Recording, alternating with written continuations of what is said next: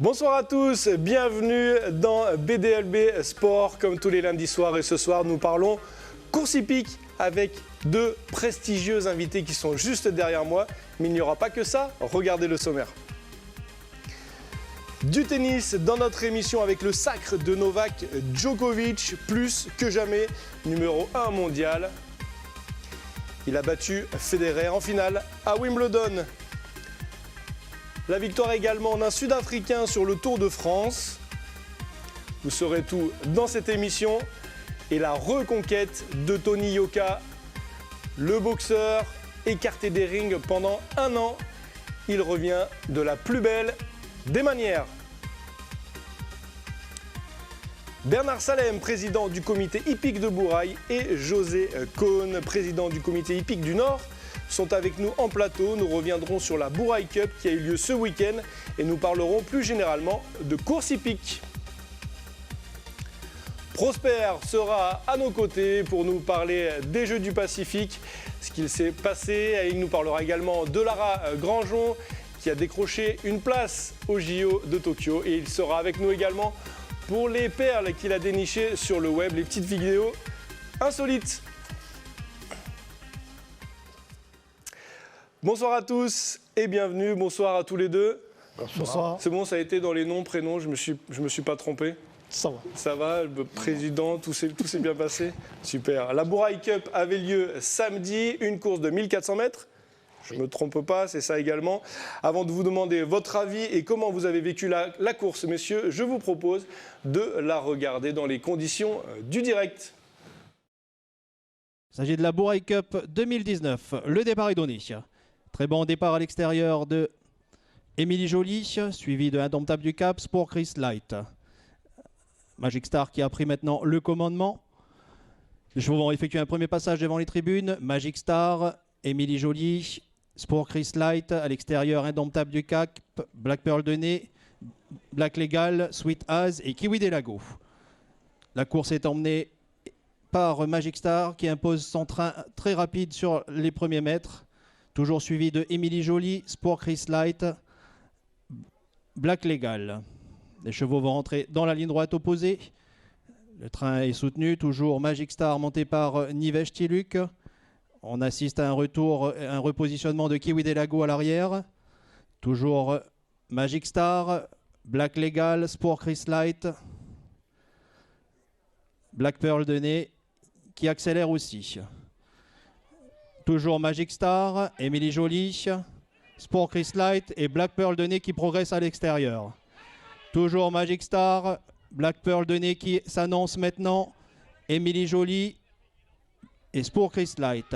Dernière ligne droite, Magic Star en tête devant Black Pearl de Nez, Sport Chris Light, Magic Star qui l'emporte devant Black Pearl de Nez, Sport Chris Light, Black Legal, Kiwi Delago, Sweet Az. Et voilà la course, je vous voyais regarder avec attention la course. Messieurs, une course réussie pour vous? Oui, très réussie. Quand on voit que cette jument part de bout en bout, quoi, hein. Elle a mené sa course intelligemment menée par Teluk Nivesh. Une très belle arrivée pour les deuxièmes et troisièmes aussi, hein, qui viennent avec la photo finish au poteau. Justement, Magic Star qui a dominé toute la course, est-ce que c'était finalement une surprise qu'elle soit là, qu'elle ait dominé toute la course et qu'elle ait gagné cette course? Une surprise, non, parce que c'est une très bonne jument. Mais c'est vrai que tout le monde a sa chance, c'est sûr, quoi. Mais là, elle a fait un beau galop, hein. C'est très joli. Magic Star donc arrive premier devant Black Pearl de Nez, Spur Chris Light, Black Legal et Kiwi Delago. C'est bien ça, si je ne me trompe pas. Oui. Les cinq premiers. Quelle était la dotation sur cette course? Comment ça s'est passé? C'est une course qui est dotée de 2 millions. Ok. Et qui est financée que par des sponsors et le comité hippique de Bourail. D'accord. Ok, donc c'est une grosse course avec une grosse donation quand même. Oui. Donc du coup, le premier, je me trompe, Magic Star a reçu la moitié, c'est ça, 50%. Dans toutes les courses, c'est 50% de la prime allouée à la course. Ok. Et du coup, comment voilà, la dotation, à quoi ça sert et comment va utiliser le propriétaire et l'entraîneur de cette jument? Qu'est-ce qu'il va faire avec cet argent? À quoi ça lui sert? Ben déjà, il y a la nourriture, il y a le jockey à payer, l'inscription pour le courir. Mais bon, après, voilà, ça paye tous les frais qu'il y a pour venir courir pour ce cheval, quoi, hein. La nourriture, le vétérinaire, le maréchal ferrant, tout ce qui est en amont C'est vrai que c'est une grosse somme, mais la dépense qui est quotidienne pour l'entretien et entraîner ses chevaux, c'est énorme aussi. C'est sûr, parce que c'est leur seule source de revenus finalement à ces chevaux, ces propriétaires de chevaux Non, ils ont quand même des emplois bien souvent à côté. Ouais. Ils ne peuvent pas vivre que de ça. Aujourd'hui, ici en Calédonie, on ne peut pas vivre que de course hippique. Non, c'est pas possible. Autant c'est des gros prix, mais quand on prend par exemple cette écurie, elle n'a pas qu'un cheval, elle en a plusieurs. Donc tout ça, ça a un coût. Et c'est des coûts qui sont étalés sur 10 mois. Donc le million sur 10 mois, vous voyez, ça ne fait pas grand-chose. Hein. Et derrière, ils ont 3, 4, 5 chevaux. Quand c'est une petite écurie qui gagne une somme comme ça, c'est sûr que c'est rentable. Mais on ne gagne pas sa vie avec les prix des courses de chevaux en Nouvelle-Calédonie. C'est plus une grosse, très très grande passion qu'autre chose. Okay. C'est un bonus, on va dire. Oui. Oui. Voilà. C'est un bonus. Du coup, surtout que pour Magic Star, c'était première participation sur la Bouraille Cup Sur la Bouraille Cup. et première victoire. Oui. C'est voilà, là aussi une surprise. Ah ben, Et c'est une bonne chose qu'il y ait voilà, différents concurrents tous les ans. Oui. Bon, c'est sûr que le gagnant de l'année dernière, qui était là, Kiwi de Lago, Ouais. ne part pas avec le trophée. Parce qu'il y a un trophée qui est remis en jeu sur 2 ans pour l'écurie qui a gagné.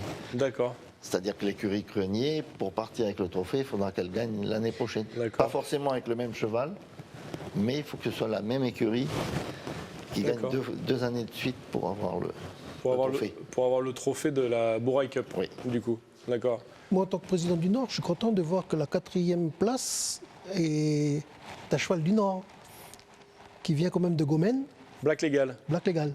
Et Yes. ça, c'est une satisfaction pour nous, le Nord, parce que on a dans ces genres de grandes courses, on a très peu de chevaux qui y vont, mais on voit qu'il y a de la valeur quand même. Et c'est une bonne chose qu'il y ait un cheval du Nord également qui se frotte au cheval du Sud. Oui, aux chevaux du c'est Sud. sûr que de toute façon, même si c'est un cheval du Nord qui gagne, on sera d'autant plus content, quoi, hein, parce que ça fait plaisir, ça met des enjeux supplémentaires.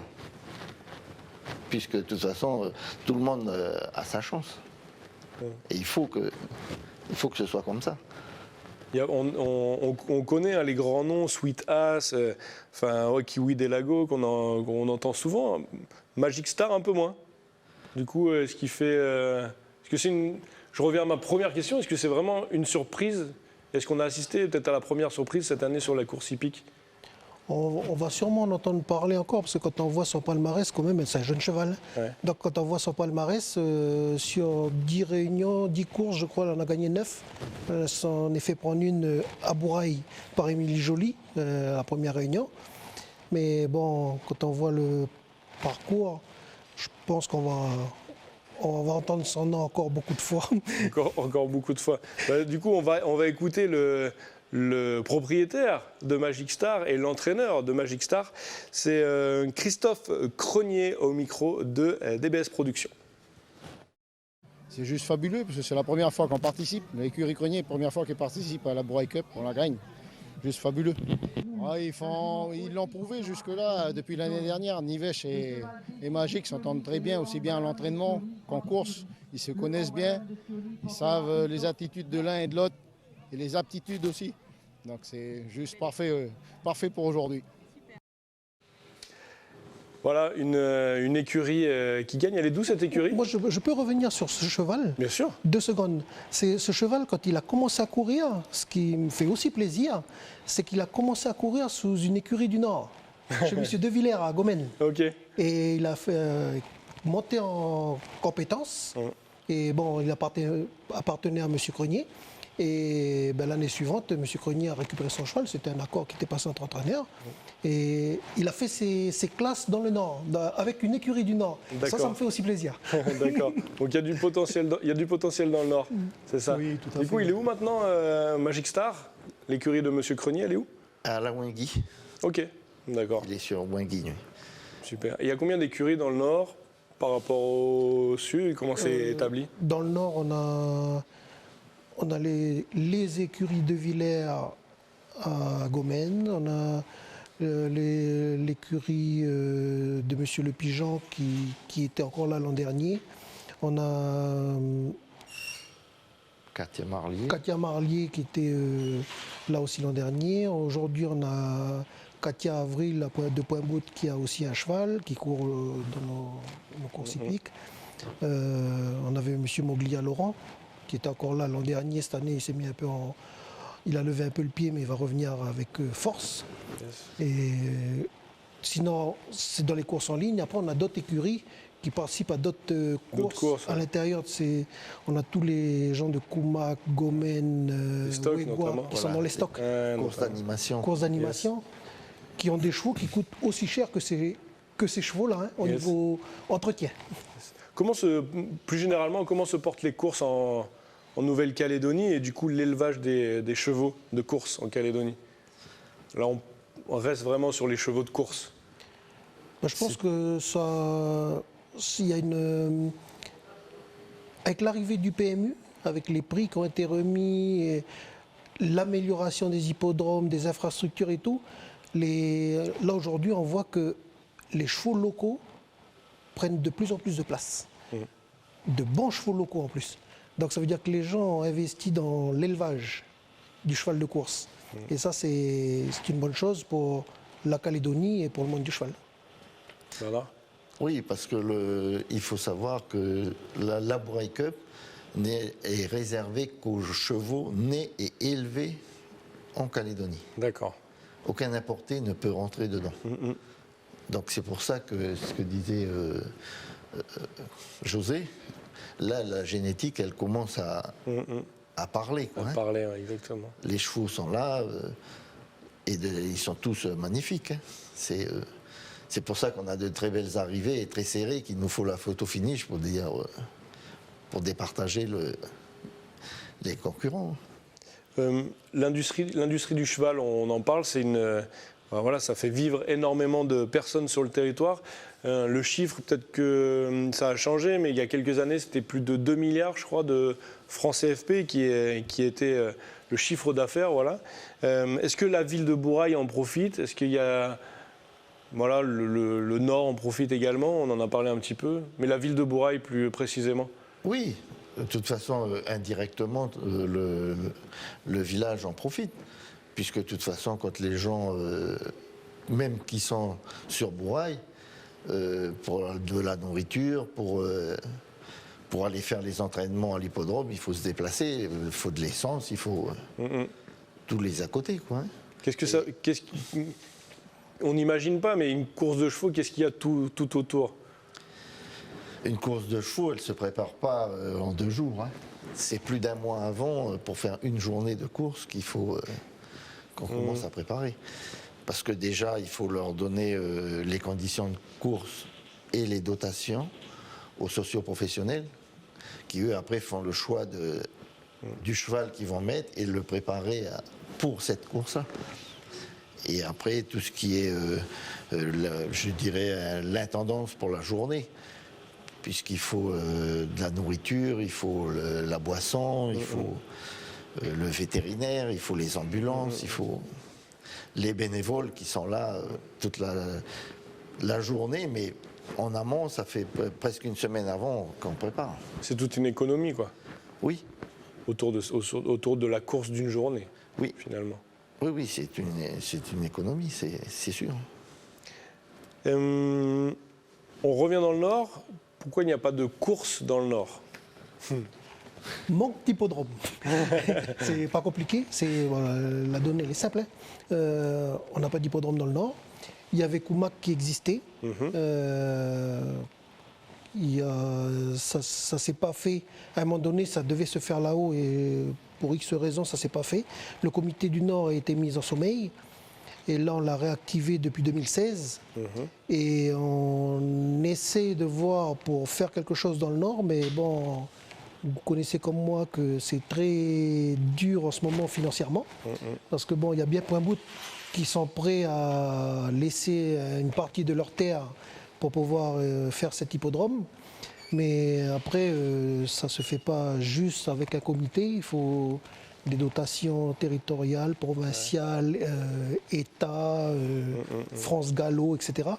Et le temps de mettre tout le monde autour de la table et de discuter sérieusement, c'est un travail de longue haleine. Mais c'est un dossier qui est en route en tout cas? C'est un dossier qui va s'activer ou c'est un dossier qui est en sommeil ou... Ça fait 3 ans que je suis président du comité hippique du Nord. Ça fait 3 ans que j'en entends parler, qu'on en parle. Mais on est toujours à en parler. Ok, toujours au même stade. Il y a 15 jours de ça, on était encore à la province. Effectivement, c'est une volonté, mais vouloir le faire et pouvoir le faire sont 2 choses bien différentes. Parce que après, bon, c'est le nerf de la guerre, c'est les finances. On ne peut pas se cacher les choses, hein, c'est clair. Hein. Et on est en direct sur Facebook et donc du coup, il y a une internaute qui nous dit qu'il y a de moins en moins de monde qui se déplace pour voir les courses sur place.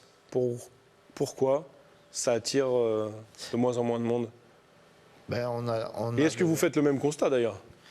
Mais ça dépend des journées, parce que de toute façon, comme il y a plein d'animations sportives qui tombent en même temps, donc les gens après font le choix d'y aller, quoi. Hein.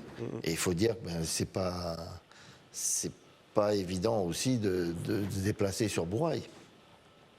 Pour ceux qui aiment, ils le font volontairement. Par passion. Voilà. Mais ceux qui ont des activités pour aller voir du spectacle, il y a d'autres choses qui est fait plus près de Nouméa ou plus au nord. Donc les gens vont au plus près aussi. C'est pour ça que nous, le comité hippique du Nord, on revient à notre course qui va se faire à Boule-Paris. On a choisi l'hippodrome de Boule-Paris, mais on associe à notre course le Grand Marché du Nord.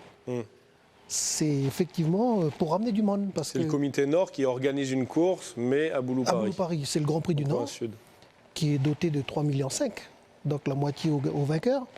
Et pour pouvoir ramener du monde, on est obligé de créer une autre attraction à côté. Boulou-Paris, le choix a été fait de Boulou-Paris à la place. On fait la fête du cerf, etc. Et c'est proche de Nouméa. Il y a ça aussi. Donc quand on dit qu'on déplace le marché du Nord à Boulou-Paris, ça veut dire qu'on a fait descendre 2 fois de suite les 17 communes du Nord, avec tout ce qui est produits vivriers, poissons et coquillages, crevettes et tout. Donc les familles qui sont de Nouméa viennent rencontrer les familles qui descendent du Nord. Et ça fait du monde. Et effectivement, il y en a qui ont redécouvert le cheval par ce biais-là. D'accord. Du coup, il ne faut pas que faire une course, il faut aussi créer une émulation tout le tour, quoi. Il faut créer quelque chose à côté, parce que c'est vrai que les courses en elles-mêmes, à part les grands prix, style le Bourail Cup, le Grand Prix du gouvernement, la Coupe Clark, ce sont des grandes classiques où les gens viennent. Sinon, à part ça, c'est vrai que le monde a tellement d'animations à côté que s'il y a un grand marché à Koumak, les gens vont pas aller à Bourail pour regarder une course de stock, une course en ligne.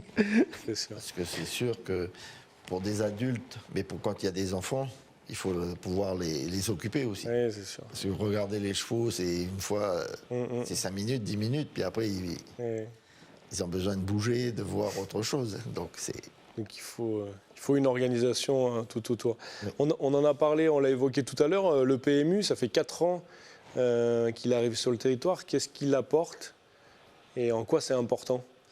Le PMU est important parce qu'il redonne de la finance par derrière, par le biais de la fédération, qui est remise dans les courses. Et là, depuis cette année, parce qu'avant c'était qu'avec la France, Et là, il est ouvert au monde entier, quoi. D'accord. Donc, ce là, qui signifie qu'il y aura plus de retombées PMU qui devraient revenir au territoire. D'accord. Plus il y a de parieurs, plus il y a une part qui revient au territoire. D'accord. De ce qui est parié en Australie, en Amérique, en Chine, puisque maintenant... Sur les courses calédoniennes. Oui. On a deux courses maintenant qui passent, deux courses qui passent sur Equidia, qui sont les courses du Grand Prix du gouvernement. Et là, on a des paris internationaux. Donc ça fait des retombées pour les retours sur le territoire. Et c'est vrai que pendant les premières années où le PMU est arrivé, il y avait une obligation, c'était de remettre aux normes les hippodromes. Donc il y a une partie de cette dotation qui est allée dans la remise aux normes des hippodromes, des tours pour les juges, les caméras, etc. Ça y est, tout ça, ça a été fait. Donc à l'avenir, les retombées vont plus venir au niveau des dotations. D'accord. Donc c'est vrai qu'il y a une partie qui était réservée à l'investissement. D'accord. Au niveau du PMU, on peut parier que sur les courses qui sont télévisées sur Equidia ou sur toutes les courses? Non, sur toutes les... Sur toutes les courses qui se passent ici en Nouvelle-Calédonie. Oui. Et du coup, très clairement, on fait comment? On va sur Internet et du coup, on parie sur la course, sur la course qu'on veut. Internet, où il y a un bureau PMU à Sur chaque hippodrome. Chaque hippodrome. D'accord. Qui est mobile. Et après, c'est vrai qu'il y a des points PMU dans les villages. Je crois qu'on a dans le nord. Oui, ici à Raconnet. Et on peut aller, il y a des courses qui sont sur ces points de vente où on peut aller parier. Il y a une année où il y a eu la Coupe Clark, les gens ont parié ici à Connet, il y en a qui ont gagné de belles sommes, quoi. Ok. Alors on parle de belles sommes, on parle de retombées au niveau du PMU, c'est combien? Moi je peux parler pour la province Nord. La province Sud, c'est quand même quelque chose de... Parce qu'en fait, c'est un pourcentage qui revient au territoire, et le territoire redistribue ce pourcentage en fonction des paris faits dans les provinces. D'accord. Plus il y a de paris dans le Nord, plus il y a d'argent qui va dans le Nord. Donc plus dans le Sud. la province Sud, quand même, forcément. maintenant, il y a plus de monde, donc plus de monde Paris. Mais ici, dans le Nord, je peux le dire, 3 années de suite, le retour du PMU pour la province Nord, ça a été 4 millions, 4,5 millions par an. D'accord. Qui reviennent qui nous redonnent dans les courses, pour les courses. Pour les courses, pour l'organisation, pour les dotations, tout à fait, pour le futur hippodrome peut-être. Ça va être un peu dur avec 4,5 millions. Pour mettre la première pierre en tout cas. Oui, tout à fait. Mais c'est après la suite qu'il faut avoir. Oui, c'est sûr. C'est sûr. On parle d'Equidia et les courses hippiques sur le territoire sur une télé du territoire ou sur Internet ou comment ça se passe? On compte sur vous pour que vous veniez faire du direct. Non mais sérieusement, est-ce qu'il y a quelque chose qui est en place, qui se met en place? Je sais que c'est possible de les voir sur Internet. Oui, voilà, les courses. Par la page Facebook de la fédération. Mais sinon, au niveau télévision locale, on a très peu, quoi. Ok. Mais est-ce que c'est une envie de retransmettre ces courses en direct? Est-ce que c'est une envie de la fédération ou pas? Après, c'est la guerre du nerf, hein, c'est le prix. Hein. C'est que c'est pas gratuit. Mais en tout cas, il faut avoir les moyens après de pouvoir suivre, quoi. C'est sûr. En tout cas, aujourd'hui, on a de très belles images de la Bouraille Cup. Merci beaucoup, en tout cas, messieurs. On va accueillir Prosper maintenant pour avoir des nouvelles de nos cagous qui sont en ce moment à Apia, au Samoa, mais pas que. Vous allez le découvrir dans notre rubrique Les Cagous d'ailleurs. Salut Prosper. Adrien. Ça va? Ça va, merci. Et toi? Et toi? Bonsoir, monsieur. Bonsoir. Bonsoir. Alors José, Prosper. Ok. Oui. Dis-nous tout. Du coup, il s'est passé plein de choses aujourd'hui à Apia, on va le voir. Ce matin, l'équipe féminine de basket s'est inclinée 60-45 contre les Papous. Il s'agissait là de leur 4e défaite en 4 matchs dans la rencontre pour l'avant-dernière place. Donc du coup, elles finissent dernière. D'accord. Voilà. Et les garçons, quant à eux, perdu contre Tahiti en quart de finale, 55-65. Et en squash, belle performance des Kagou parce qu'on retrouve sur les deux tableaux féminins et masculins un carré entièrement calédonien. D'accord. Donc du coup, on est sûr d'avoir les 3 médailles. Du côté des garçons. Donc 6 médailles de plus. Voilà. Côté des filles, 3 médailles assurées. Côté garçons, 3 médailles Ça. assurées aussi. Et en volée, on vient de l'apprendre, les filles ont sorti les Samoa américaines, tenant du titre quand même, 3-7-2. Ok, Et se qualifient pour les demi-finales. belle performance. Belle performance. Et surtout la médaille d'or aussi en équipe, en tir combiné, et la médaille d'argent en individuel. D'accord, donc du tir. C'est ça. C'est ce qu'on voyait derrière. Voilà, c'est ça. Ok. Et voilà, puis aujourd'hui aussi, c'était le début de l'athlétisme. Aujourd'hui, voilà la discipline qui peut permettre une grosse moisson de médailles pour les Calédoniens. Yes. Donc là, on le voit Tchaye au javelot. Ok. Et voilà, il y avait deux autres Calédoniens qui étaient rentrés en piste, Étienne Cochou et Jérémy Nkondrela en 800 mètres. Ok. Voilà. Et donc du coup, là, pour l'instant, c'est encore que les phases de série. Donc du coup, on attend les jours à venir pour connaître vraiment l'avancée dans la compétition, le classement final. D'accord. Il a l'air de faire beau à Pia en tout cas. Bah, justement, c'est ça qui a un peu de difficulté. C'est comme pour les chevaux, je présume. Voilà, dès qu'il y a un peu de pluie et tout, ça a du mal. Ouais. Ça glisse. Ça glisse. Et voilà. Et en football féminin, les Kagou passent à la trappe avec une défaite de 4-0 face à Fidji, finaliste de l'an passé de la Coupe de Nations de l'Océanie. D'accord. Et voilà, les Calédoniennes ont évolué 10-11 avec l'expulsion de Bernadette Ribéry. Et elles font bien qu'en 2015 où elles avaient fini avec la médaille d'argent. Ah, dommage. Dommage pour elles. Et sinon, en ce moment même, nous avons le match de foot des garçons qui, quant à eux, affrontent en ce moment même Tahiti. Les Kagou ont besoin juste d'un match nul pour se qualifier. Et pour l'instant, ils mènent toujours 1-0. Il reste quelques minutes à jouer. Là, on le voit, c'est en direct derrière nous. 85e minute, donc il reste 4 minutes dans le temps réglementaire et les Kagou qui mènent 1-0 face à Tahiti. C'est ça. Et but de Nathanaël Mahen. D'accord, Voilà. super. Et donc du coup, là, l'idée c'est de se sortir de ce piège-là parce que du coup, il n'y a que les deux premiers de chaque poule qui permettent d'accéder à la phase finale. D'accord, Voilà, ok.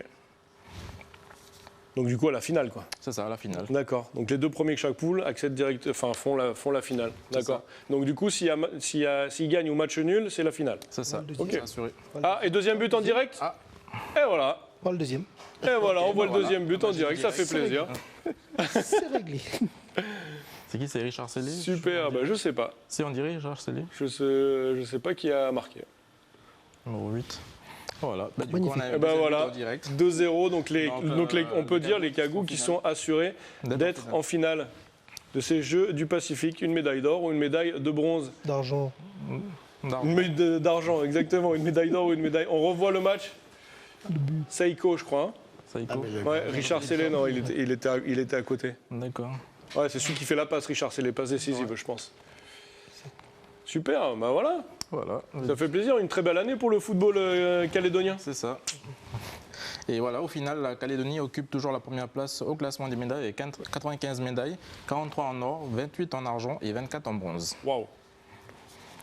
Très beau, bravo les Kagou. Voilà ce qu'on pouvait dire au niveau des sujets des Jeux du Pacifique. Super. Et là, on va enchaîner avec de la natation, mais là, à l'international. J'ai vu cette information. C'est ça, le très bel exploit de Lara Grandjean, la nageuse du CNC, qui participait hier au championnat du monde de natation en Corée du Sud. Et voilà, à 27 ans, Lara Grandjean s'est qualifiée pour ses 3e Jeux olympiques consécutifs après Londres et Rio, en prenant la 4e place de 10 km en eau libre. Et voilà, le podium, en fait, s'est joué à quelques millièmes de seconde. Et là, sa rivale Aurélie Muller, du coup, elle finit 11e. D'accord. Belle performance. Belle 3e performance. JO pour Lara Grandjean. C'est ça, En eau libre cette fois-ci. Elle qui faisait du bassin avant. c'est ça. Et on enchaîne avec du handball. Handball. Handball, pardon. Handball, l'autre. C'est allemand, Prosper. C'est ça. Suzanne Wadjoka, la capitaine des U19, participe actuellement à l'Eurotour avec ses coéquipiers en sélection nationale. Et en phase de poule, elles ont perdu ce matin contre la Russie 24-30. Pourtant, les Bleuettes avaient bien commencé la compétition en battant la Slovaquie 28-21 et la Slovénie 28-16. Ok. Mais bon, voilà, ce qui est sûr, c'est qu'elles sont quand même qualifiées pour la suite de la compétition en 8e. Et l'adversaire sera bientôt désigné. Et là, ce qu'il faut savoir, c'est que là, c'est ce qui fait de mieux en matière de handball. Et ils sont dans le top 8. Super. Belle performance, même si elles ont perdu. Voilà. C'est bon pour toi, C'est pour les bon pour cagous? moi, c'est Ok, on passe à l'actu internationale et on va commencer par le tennis avec la finale de Wimbledon.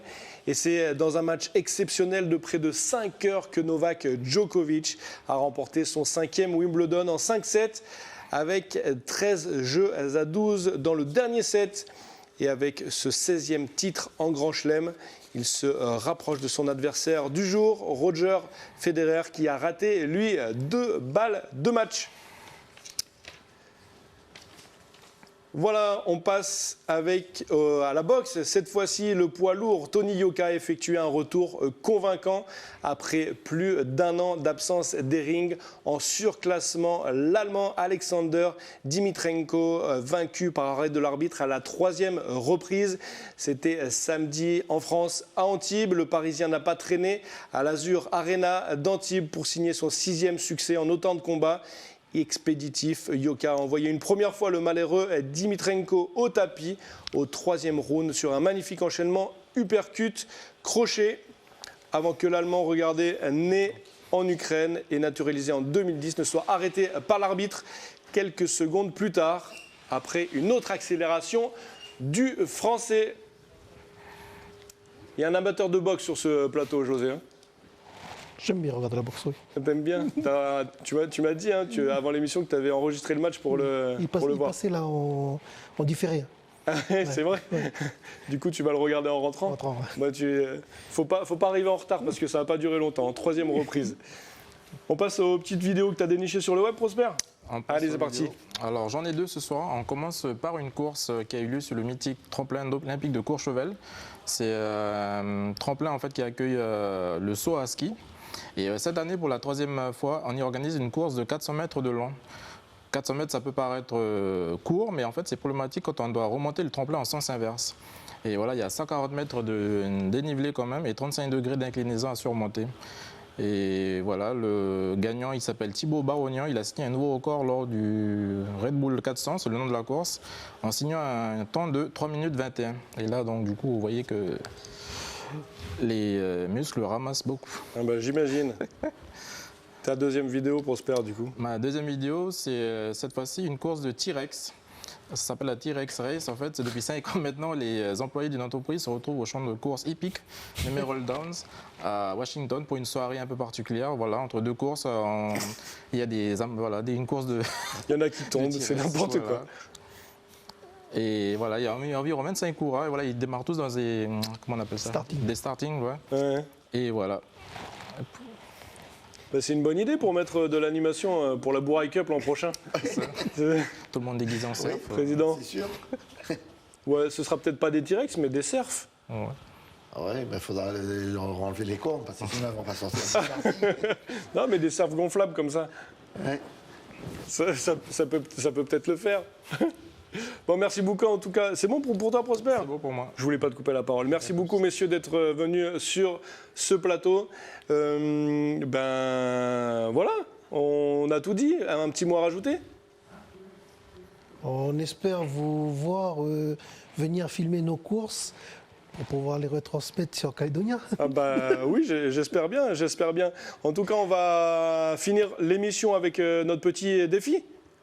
C'est simple, vous allez voir. Venez avec moi, messieurs, on va se mettre ici. Je vous ai apporté Je vous ai apporté un petit peu de matériel. En fait, c'est pas un défi, c'est juste du matériel. En fait, je suis allé faire mes courses et j'ai vu plein de matériel, voilà, d'équitation, et je me demandais à quoi ça servait. Alors du coup, j'ai besoin de vous pour m'expliquer. Et comme ça, les téléspectateurs, ils pourront savoir ce que c'est. Par exemple, ça, à quoi ça sert? C'est un racloir quand on a baigné le cheval pour lui passer dessus et enlever l'eau ou la sueur qu'il a dessus. D'accord. Et du coup, on s'en sert comment? Comme ça. Ouais, Donc on passe surtout le sur cheval. le poil du cheval. D'accord. Tout le cheval. Ok. Quand on l'a douché, quoi. Ouais. D'accord. Et donc du coup, ça sert à quoi? Bah, le enlever sécher. l'eau. Le Ouais. sécher plus rapidement. Ok. Pour Que de l'essuyer, ça, on enlève. D'accord. Après, Super. on peut essuyer. Et ça s'appelle Racloir. Un racloir, tout simplement. Ok, va pour le racloir. Alors du coup, bon, j'ai pris quand même des étriers. Ça, je sais ce que c'est. Il y a différents types d'étriers? Ou alors c'est tous les mêmes? Oui. Ou comment ça se passe? Tout à fait, ça c'est des étriers pour le stock. Après on a les étriers en aluminium pour l'équitation western, on a les étriers de jockey qui sont très petits parce que c'est une histoire de poids, Ok. en différents métaux, là c'est en fer, on peut en avoir en plastique, etc. avec des semelles en caoutchouc pour pas que les pieds glissent. D'accord. Et oui, effectivement, il y a différents étriers, Différentes formes. différentes formes. Différentes formes aussi? Il y en a avec un décroché sur le côté pour que le pied puisse sortir plus facilement, D'accord. etc., suivant l'activité que nous faisons. quoi. Chaque jockey a, j'ai envie de dire, son étrier favori. Et mieux dans un étrier, c'est comme les baskets pour les coureurs finalement? C'est comme les chaussures. hein. Ouais. Chacun est plus à l'aise suivant sa pratique, suivant la grosseur du pied, etc. Ok. Ouais, il n'y a pas Donc, un étrier standard au Un final. jockey, comme on a vu tout à l'heure, ne montrera pas avec des étriers comme ça. Ils D'accord. ont des petits étriers parce qu'ils ont des petites bottines fines, Ok, etc. pour être bien coincé dans l'étrier. Super. Alors. Et surtout pour le poids, parce qu'il monte au poids. Les motopoids. Ah oui, d'accord. Donc du coup, si c'est trop lourd, c'est Pas possible. ouais. c'est pas possible. Il a un poids à respecter. D'accord. Le poids du jockey plus le poids de son matériel finalement. Oui, tout à fait. ouais. D'accord. Alors du coup, le matériel du jockey, c'est aussi la cravache. Oui. C'est important sur une course? Ah, c'est obligatoire. C'est obligatoire. D'accord. C'est obligatoire, mais on est limité dans le nombre de coups. Donc, D'accord. il faut vraiment savoir l'utiliser à bon escient. D'accord. Et donc du coup, c'est limité à combien Tu savais ça, C'est- Prosper, toi? C'est Ah oui, d'accord. Merci, Prosper. c'est 5 aujourd'hui. hein. D'accord. Donc, c'est pour la dernière ligne droite, les derniers mètres. D'accord. Ok. Donc 5 coups, ouais. En fait, la cravache, elle reste tout le long comme Oui. ça, et puis après, à la fin, pour l'accélération de la fin, quoi. Ok. Et c'est pas maltraitance de taper le cheval? Non. Pas du tout. Ça va. Alors du coup, bon, le reste, je sais, il y a les éperons, il y a les chaps. Juste cet outil, par contre, ça sert à quoi? À gratter sous les sabots. À gratter sous les sabots, d'accord. Vous savez que les chevaux de course, même maintenant, beaucoup de chevaux de travail sont ferrés. Donc en dessous, on a toujours de la terre, des cailloux qui viennent se mettre et se coller. Ok. Donc avec ça, on lève la patte du cheval et on fait tomber la terre pour que le cheval soit mieux sur ses D'accord. appuis. Juste avant la course, au Avant final. la course, mais nous, les chevaux de travail, c'est pareil. D'accord. On leur facilite la tâche si on veut, parce que dans cette terre-là, s'il y a un caillou, Ça peut blesser le cheval. Parce que le caillou ne tombera pas. Ok. Par contre, on va lui appuyer sous le, Ah ouais. sous le sabot. Donc du coup, ça peut le Il vaut blesser. mieux bien nettoyer le pied avant de mettre notre poids dessus. C'est ça. Surtout le mien. Surtout le mien. Tu savais s'appelle un pas? Ça cure-pied. s'appelle un cure-spire, tout simplement. Tu savais, Prosper? Non, pas du tout. Ah bah voilà, tu vois. Bon, merci. J'avais pris aussi un mort pour mettre dans la bouche du cheval, hein, c'est ça? Ça, c'est comme les étriers, il y a tous les Il y a modèles. toutes sortes, suivant les disciplines, tout Sur ça. les disciplines. ouais. Ok, super. Et ben du coup, merci beaucoup, messieurs. Merci à notre partenaire hein, ici qui nous a prêté Il en manquait, là, tout ce, tout ce matériel. Il manque un quoi? Il y a quelque chose d'autre encore dessus. Ça là? Oui. Ouais, les chaps. Ça, moi, je sais ce que c'est ça. Ouais, mais il faut les montrer pour le public. Allez, on va le montrer pour le public, pour qu'il sache. Ça se met, je peux même vous expliquer, ça se met sur les bottes comme ça pour pas se faire mal. Voilà. Je suis bon hein, quand même. Hein. Il se moque de moi à côté, il rigole. Merci beaucoup en tout cas, messieurs, d'être venus sur le plateau de BDLB Sport. Je vous remercie et puis on se dit à la semaine prochaine, pour vous comme pour les téléspectateurs. Tata. Merci de nous avoir invités. Bah, de rien.